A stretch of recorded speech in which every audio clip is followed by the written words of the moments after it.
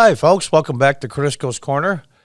Here's a story about Steve Scully from C-Span, who I've watched for years and years. And I know he was a Democratic leftist years ago, but at least he carried himself somewhat decently on C-Span. He said some things about the president, and it got out on his Twitter, and then he lied in 2012, 13, I think, and just recently that he was hacked. And, well, C-Span suspends Steve Scully indefinitely after he admits he lied about his Twitter being hacked. Well, I don't think he's going to lose his job in the end. He's just going to be without pay for a while. Scully was set to moderate the now cancel his second presidential debate. C-SPAN has suspended political editor Steve Scully, who was at one time slated to moderate a presidential debate indefinitely after he admitted he lied about his Twitter being hacked when a message to former Trump aide turned adversary Anthony Scaramucci emerged. Scully, the Washington Journal host who was selected to moderate the now canceled town hall, went viral last week after a tweet sent him from his account indicated that he had reached out to former White House communications director Anthony Scaramucci, something he later alleged was the result of being hacked. Scully issued his first statement addressing the controversy following suspension.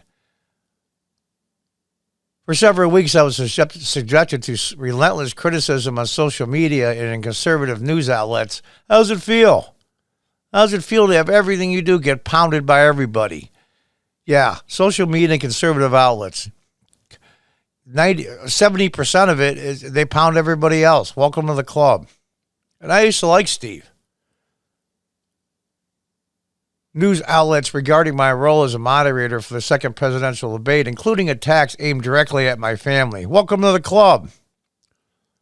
Scully wrote in a statement to CNN, this culminated in Tuesday, October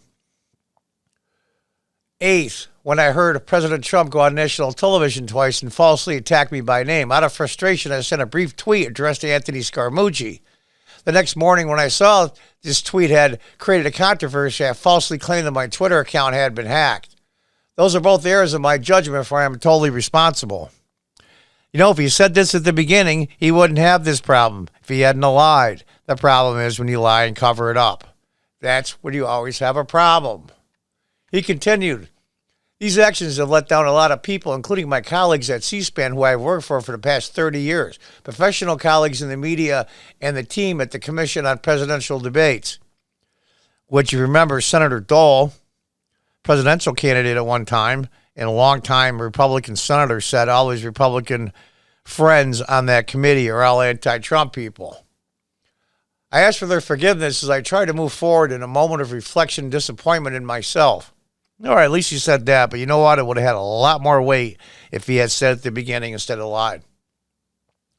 C-SPAN also issued a statement revealing that the network and the Commission on Presidential Debates were made aware about Scully's fabrication Wednesday. We were saddened by this news and not to condone his actions, C-SPAN said. Starting immediately, we have placed Steve on administrative leave. After some distance from this episode, we believe it to his ability to continue to contribute to C-SPAN. All right, so he's got to stay in the corner for a while. Big deal. President Trump touted Scully's suspension on Twitter. I was right again, the president exclaimed. Steve Scully was admitted he was lying about his Twitter being hacked. The debate was rigged. Well, sometimes you don't like the way the president words stuff, but you can't see he's wrong on this one. He was suspended from C-SPAN indefinitely. The Trump campaign was not treated fairly by the commission. Did I show good instincts in being the first to know? There's the president's tweet. The commission did not respond to Fox News' request for comment. Oh, there's a shocker. Both CNN and the commission initially defended Scully. According to C-SPAN original statement, Scully did not originate the tweet in question. The statement added that the commission was investigating the incident with the help of authorities. The CPD later stated that it had reported the apparent hack to the FBI and Twitter as part of its investigation. A spokesman for Twitter previously told Fox News, "We've no comment" when asked to confirm whether Scully's account was hacked. Do you think it was reversed and it was a Republican that lied? They would say, no, we went to his account. It was his the whole time. He wasn't hacked. Scully has not even publicly addressed the controversy himself and cannot be reached for comment, has a history of blaming hackers for posts made on his Twitter account dating back to 2012 and 13. And there's a couple of them there. You can see them. The CPD had selected Scully to moderate the second presidential debate between President Trump and Joe Biden, scheduled for October 15th.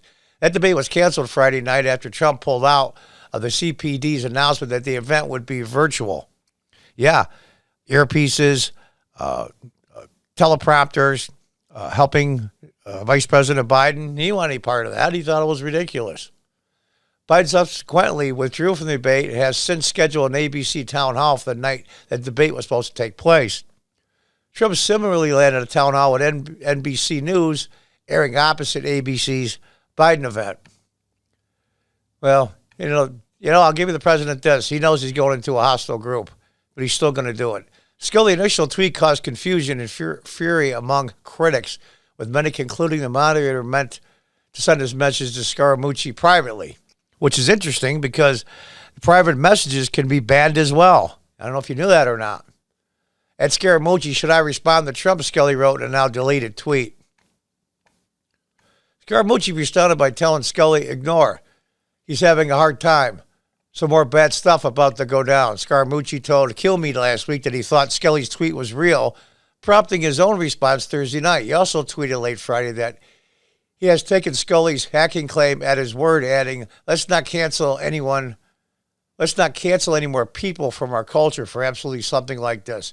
It's insignificant. He's an objective journalist. Well, he was for a lot of years on C-Span. I'll give him that. At least he gave the impression that he was.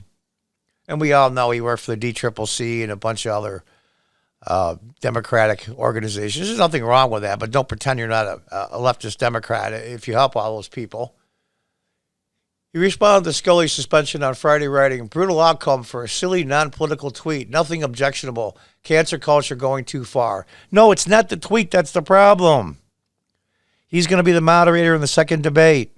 And then he lied about being hacked. That's his problem. He should have said right up front, I don't like Trump. I'm an anti-Trump guy. Pick a different moderator. But he didn't. Scully's credibility as an unbiased debate moderator was initially questioned after it became known that he previously worked for an intern, wait for it, then Senator Joe Biden, and served as a staffer for the late Senator Ted Kennedy of Massachusetts. During the 2016 campaign, Scully shared a New York Times op-ed headlined, no, not Trump, not ever. I mean, come on, it is rigged. We hate Trump's guts. It's rigged. It's not fair. When you have 70%, you have all of the liberal media, you have all of the Democrats, and about half the Republican Party after you, yeah, you're going to get pounded pretty good. I think Trump's held up. Guy seems to be very stress resilient, and I hope he can last another 20 days. We're going to see what happens. This is the worst political hack job I have ever seen on anybody ever. And everybody said, yay, yippee. Well, you know what? Just like when Harry Reid dropped the nuclear option in the Senate for 50 votes for confirming judges, they told him it's going to come back to bite you in the behind. Well, guess what? Trump's on his third judge now. This stuff's going to bite you in the behind, what they're doing. And it's going to turn around and hit the Democrats right back. And I'm going to laugh my behind off when it happens. Well, there it is, folks. Another story about twisting things and playing underhanded. Not a big shock. So this is item number 6,214. That's just this year. All right, folks. Well, thanks for your attention and thanks for your time. And until next time, goodbye and good luck.